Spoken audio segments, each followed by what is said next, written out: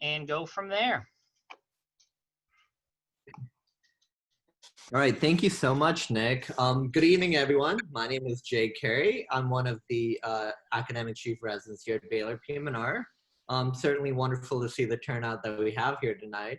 And I see a few more folks from my residency, so I'd love to introduce them to you. And in the meantime, I will get my slideshow pulled up. Hi, everyone. I'm Nathan. I'm one of the administrative chief residents for the Baylor's PM&R program. Super excited to be here. What an awesome turnout. And thank you to PM&R Scholars for having us. Okay, so we'll get started. So once again, it's really unfortunate that we can't have you guys at our program through rotations and such and really show you what we're about in person. But nonetheless, we hope, through this very informal presentation and Q&A, you get a little bit of the flavor for what we're about at Baylor. So welcome. So one of the best things about our program is the opportunity to work at and rotate through the Med Center. The Med Center is the epitome for what all offerings there are in clinical care at this time.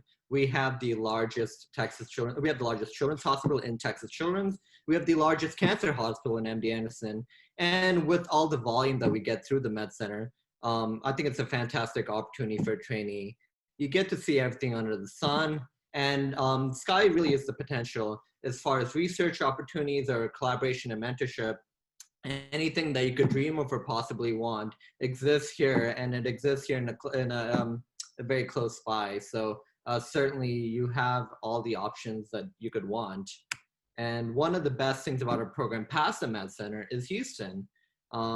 So Houston, for those that may not know, actually offers the highest starting salaries when adjusted for cost of living. And that can be quite attractive for a trainee and getting your first paychecks.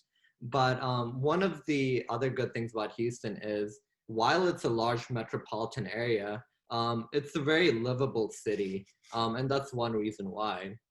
But also we have the largest diversity in the country in terms of not only nationalities and ethnicities represented, but some of the great things that come with that are some amazing cuisine and restaurant cultural opportunities that we have at Houston. But also we have a diversity in our patient care and population, and it's really wonderful to work with different groups of people, and I think it really adds to our education overall. So rotation sites. There are different philosophies certainly for the extensive rotation sites that we have at our program. We have 8 different hospitals that we go through, but as a PG, I think this is something I've certainly been appreciative of, to learn some things from different clinical settings and different healthcare systems, not only access to a county-based system, but also a not-for-profit system, and also a standalone rehab facility. A little bit of opportunity to learn from these different healthcare systems, I think really offers a well-rounded curriculum. So a few of our sites. First, here Memorial Hermann. So perennially one of the top rehab hospitals in the country. And this is really wonderful to see everything that is offered in neuro rehab care. Not only do we have a model system for brain injury and spinal cord injury, but we also see a lot of other neuro rehab patients as well, from strokes and complex spasticity and host of spasticity injections as well. And with this complexity, we do have a lot of opportunity for procedural exposure with not only phenol and Botox injections, but EMG and trigger point as well. Next, our Baylor McNair campus. So this is our shiny brand new inpatient rehab unit with 30 beds. And our main referral site is the Baylor St. Luke's Medical Center, which is one of the largest centers for heart care and transplant care in the country. And so some of the complex patients we see there in terms of heart surgeries and transplant, lung, heart, and liver get referred to us for inpatient rehab. So getting to take care of some very complex medical patients, I think certainly bodes well for our training.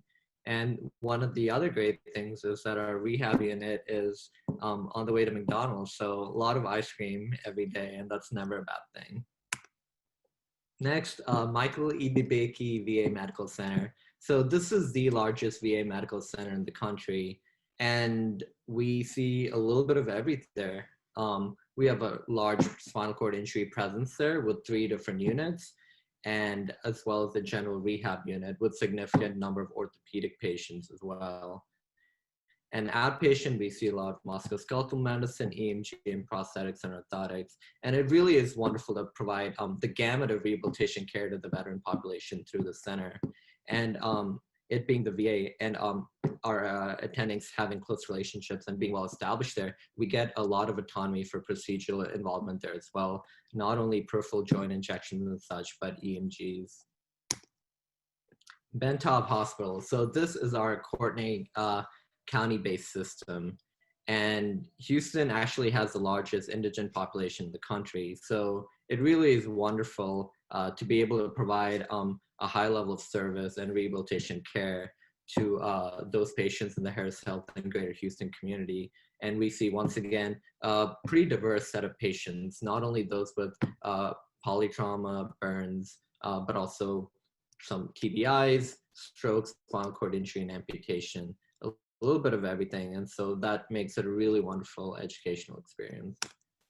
Oh, so Texas Children's, I'm on there right now, and we actually do a fair bit of rotation through Texas Children's Hospital, and it really is quite wonderful because despite whether you want to practice in the pediatric setting or not, certainly we know that these kids eventually grow up to be adults and will find their way into practices. So becoming attuned to pediatric care early, especially the rehab setting, I think only bodes well for your training. And we see a good bit of inpatient patients here. We have a 12-bed rehab unit, and we do a fair bit of outpatient rotations here as well. Not only an outpatient general rehab clinic, but an outpatient specific pediatric musculoskeletal medicine. And certainly it's very fun and interesting and very educational to learn musculoskeletal medicine in a tiny package per se versus a larger adult. And lastly, Gulf Gate Health. This is sort of the outpatient arm of the Harris Health County system. And so once again, we see a lot of the indigent populations here through Harris Health and Greater Houston with the gamut of rehab disorders. And it being the county system, we once again get a lot of autonomy for injections and interventions as well. So certainly one of our more favorite rotations, and has really been a wonderful asset to our program. And infamously known for its holiday parties, Thanksgiving, Christmas, and such. We can see a picture right here. But it's really wonderful to get to have that as well. So I will now turn it over to Nathan, who will present to you the rest of the PowerPoint. All right. Well, thank you, Jay, for that very helpful information. So I'll talk a little bit about the curriculum and our matches with our residents. So for our curriculum, every resident will have about 12 months of inpatient rehab experience and 12 months of outpatient rehab. And those 12 months are exclusive of any EMG experience that you get. So the focus with those 12 months are on musculoskeletal, general rehab, and then also the P&O clinics. On top of that, our residents perform way above the 200 EMG requirement for ACGME. So that is usually never an issue. We have several sites where our residents are able to do EMGs and get those experiences. And on top of that all, we have about 2 to 5 months of consultation experience and about 3 to 4 months of PEDS rehab experience at Texas Children's, as Jay mentioned earlier. Next slide. So a sample rotation schedule. So PGY2 is pretty heavy with the inpatient, but we do incorporate some outpatient and consultation experiences at Ben Taub, and then outpatient clinic experience at Gulf Gate, which are, as Jay mentioned, through our county system. As a PGY3, it's a mixed balance between outpatient and inpatient, and that's also where you'll be getting most of your PEDS exposure. And then PGY4 is mostly exclusively outpatient rotations with maybe like 1 or 2 months of inpatient mixed in. And just another note about the rotation schedule, is pretty flexible. So we are able to accommodate if you wanted to do PEDS, PGY 4-year as well as PGY 3-year, we usually are able to accommodate those type of requests. And then going into the call schedule, so we have 4 call pools.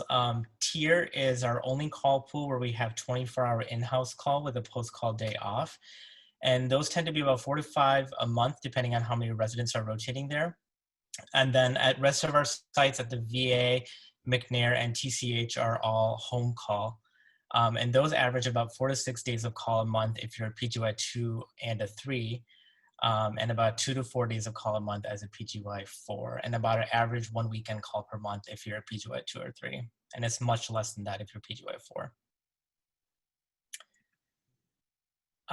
So our graduates have gone on to do very successful things in life. And several of our residents do decide to go on to fellowships, but there's also, it depends year to year. There's also been several residents who have decided to go into either private or academic practice. As you can see here, we've had residents that matched into sports medicine, brain injury medicine, pain medicine, and last year we had a resident match into spinal cord injury as well. So these are pretty competitive programs. So our residents do go on to do very successful things. Next slide. And so these are our most recent graduates who matched. So as you can see here, there's four of our residents matched into pain medicine, some local, some farther away. And then we had a resident that matched into Spalding for spinal cord injury as well. And then the other residents are going on to do either private or academic practice. So the theme from today that you may have heard was we're a big city, we're a big program, we have many different sites. But I think that's a really nice thing. Even though we're a big program, we're very tight-knit as a group. We're very much a family. We volunteer together. We have ultrasound workshops together. And another thing to mention is that we do share didactics and some clinical rotation sites with our UT Houston colleagues. So that is, even though we're 8 residents per class, it's really 12 residents per class. So it's really nice to also have them with us. And it's great for socializing and making friends, etc. So the next few slides will just be a few pictures. So on the top left, those are some of our attendings and residents dressing up for Halloween. Several of our rotation sites do dress up for Halloween, and we like to celebrate our birthdays together. We go to conferences together. So we do spend a significant amount of time together outside of work, which is really important to our program. And so on the left, this is at our holiday event a few years ago. We have a Secret Santa gift exchange every year for the holidays. And then on the right, this is one of the wine and cheese nights that we had at one of our residents' home. So these are some of the fun things we do. And our wellness committee has done an excellent job of incorporating wellness events into our program. So this past year, we had, during one of our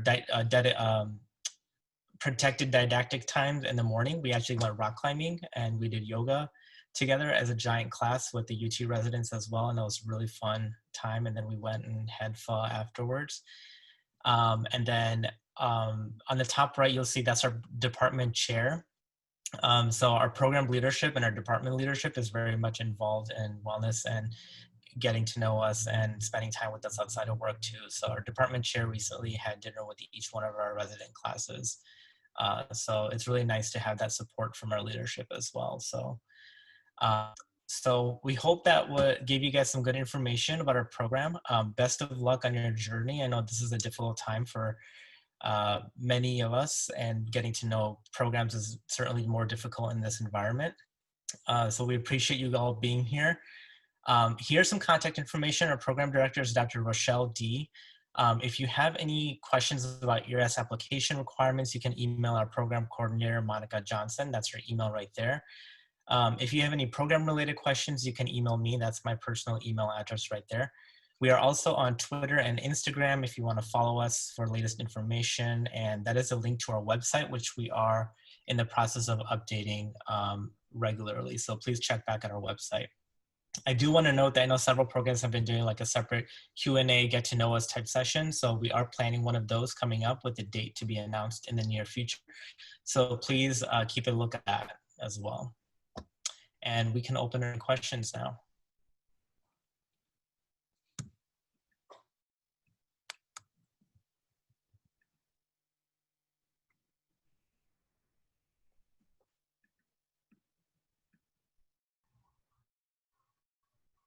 So you guys have a question in the chat.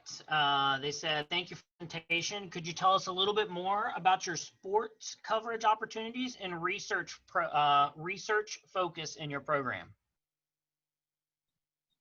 Absolutely. Hey, do you want to do that, Jay, or should I do that? Oh, no, go ahead, Bobby. All right. This is Bobby. I'm a PGY4 as well, applying for sports medicine this upcoming year. So we have a lot of sports medicine coverage opportunities. One of our pediatric sports medicine attendings gives us a lot of opportunities to work with local high school teams. There's some adaptive sports coverage as well. We've worked with Houston Marathon. So there's an abundance of opportunities in that respect here. And then as far as research, we just started a brand new research committee that's comprised of a lot of faculty and residents who, most of us are very involved in research. We have a critical review project every year, essentially a systematic review that all of the PGY 3s present. And then many of our residents end up doing posters at some of the national conferences. And we actually require that if you get funding for one of these conferences, to get funding, you have to submit and get an abstract accepted. So most of us at least get an abstract accepted, and then several of us get publications as well. I'd just like to add on to the fact that Texas Children's actually has a sports medicine fellowship with some sports medicine faculty and 2 fellows per year. So certainly we're privy and have access to a lot of the opportunities that they get as a fellowship program, including extensive, like Bobby mentioned, the coverage opportunities. One of the main ones we do every year is the Houston Marathon. And after that, there's also multiple high schools in the local area that we have access to as well. I think we have another question about musculoskeletal ultrasound. So we have a dedicated didactic course that runs usually in the fall. It goes about 2 or 3 months, and it's taught by Dr. Sianka and Dr. Jairam, and a few other prominent leaders in the field. And it's a great course. It's our protected didactic time on Thursdays. And then at most of our sites, I think at least at 3 or 4 of our sites, we have good ultrasound machines that you can use at any time to practice on. And then several of our attendings use MSK ultrasound during clinic. So we get pretty good exposure in that respect.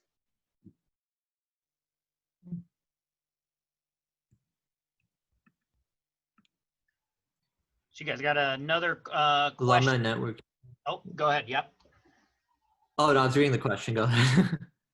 No, I was just going to say you guys have another question in the chat. We probably have time for 1 or 2 more questions.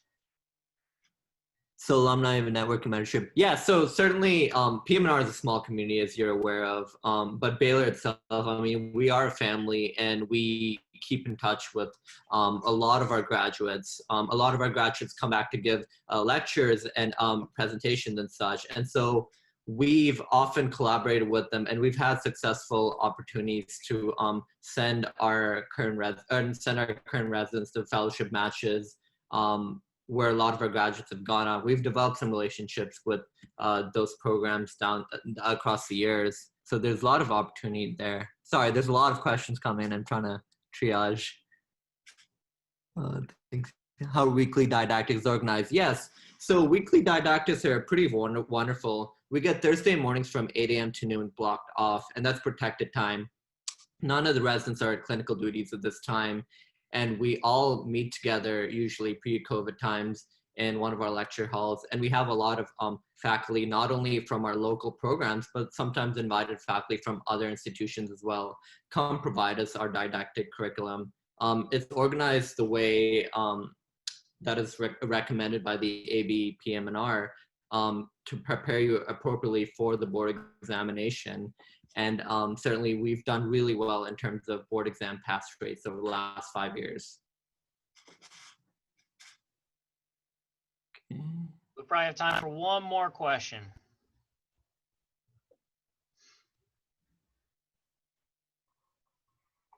I think one of them that I see here in the chat is, do you offer electives in your third year schedule? So we do not offer electives at this time in our schedule, but we do have several opportunities within our program to pursue any other opportunities that you would like. If there were something specific, that is something that we could easily arrange within the Baylor system. Well, that's awesome. Thank you guys so much. That was a great presentation. For questions, there might be one or two that may have not gotten answered for both programs and students. We have a Q&A forum on our website. So if you go to our website and take a look at our specific Virtual Residency Fair pages, we have a Q&A forum that you can ask program-specific questions. And so if you didn't get something answered, you can either ask it there, or I'm sure you can ask them privately in the chat. So again, thank you guys so much. That was awesome. We're going to turn it now over to Miami.